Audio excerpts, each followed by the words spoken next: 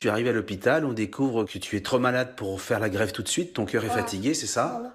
Donc tu vas découvrir le monde de l'hôpital. Voilà. C'est comment? Bien. Je dormais à l'hôpital, on a fait la fête et tout. Tu as fait la fête à l'hôpital. Voilà. Après, en fait, je dormais. Il faut dire que tu étais très fatigué. Voilà, j'étais très fatiguée. Tu avais une petite sonde dans le nez. Voilà. Qui servait à quoi? Il servait à manger. Ça servait à manger. Ça part par jusqu'à l'estomac et ça me nourrissait. Et qui te mettait la sonde? Au premier jour, c'était les infirmières. Et comme je suis venue, c'est maman maintenant. Ça fait mal? Non. Ça chatouille un peu, mais ça va. Et alors que tu étais déjà très malade, tu as fait aussi très vite un AVC à l'hôpital. Oui. En fait, au début, j'étais en chaise roulante. Je pouvais même pas marcher et tout. Et ça va bien. Mais juste, j'arrive pas à écrire avec cette main. J'écris avec cette main. Tu écris avec la main gauche? Voilà. Et quand on a son cœur à droite, lorsqu'on fait un AVC, lorsqu'on a un problème de rein, lorsqu'on a un petit problème de cœur, lorsqu'on est myope, des fois tu te dis pas c'est un peu beaucoup pour un seul petit garçon? Non, il y en a plusieurs, il n'y a pas que moi.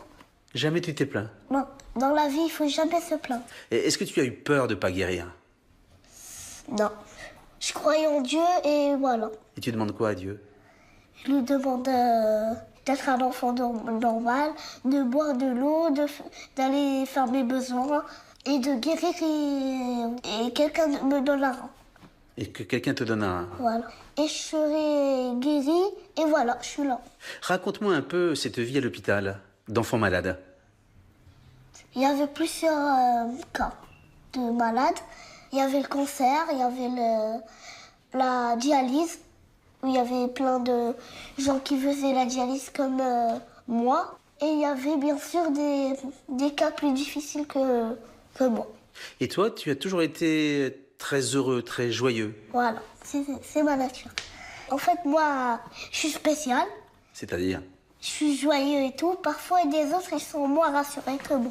Quel conseil tu peux donner, toi, à tous les enfants malades? Le conseil d'être solidaire, comme moi et mes parents.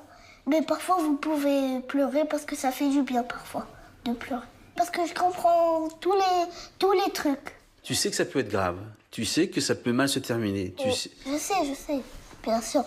Il y a eu plein de trucs comme ça, ils sont morts. Ils sont morts. Voilà. Est-ce que quand on a ton âge, on a quelquefois peur de mourir? Quelquefois. En fait, ma maladie, elle a une solution. Mais presque peut-être dans les autres, il n'y a pas de solution. Et on peut mourir comme il n'y a pas de solution. Tu as senti que tes parents étaient inquiets? Oui, bien sûr. Qu'est-ce que tu leur disais? Je leur disais, c'est pas grave, maman, c'est pas grave. Après, elle me disait, si, c'est grave, si, c'est grave. Moi, je lui disais, c'est pas grave, moi, je vais guérir un jour. Et elle me disait, d'accord, je vais arrêter de pleurer. Et c'est moi qui l'ai raisonné. C'est toi qui les raisonnais? Voilà. Normalement, c'est les parents qui raisonnent les enfants. Voilà. Moi, c'est l'inverse.